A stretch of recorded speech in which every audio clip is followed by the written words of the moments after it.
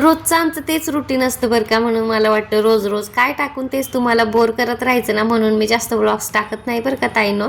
तर तसं ना आज मला जायचं होतं भाजी मंडईला, बनवायची होती बिर्याणी. जाताना तर पाय काही नाही बोलले, पण येताना खूप जास्त दुखत होते आणि असं वाटत होतं कुठंच रस्त्यातच बसावं तिकडेच.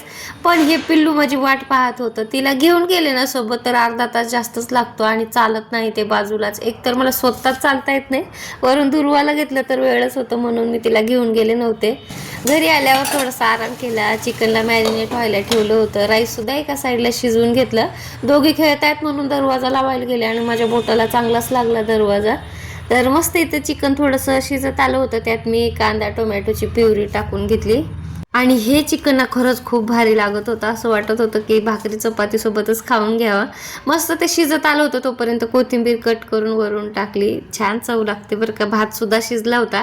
एकाच ताटात बाजूला काढून घेतलं म्हणजे थोडंसं पाणी वगैरे खाली असलं की जाते आणि बिर्याणी कशी अशी मस्त होते. आणि त्यात आता मला करायची होते लेयर, दम बिर्याणी बनवत होते. तसं मला येते तसं बरं का, आपापली रेसिपी असते.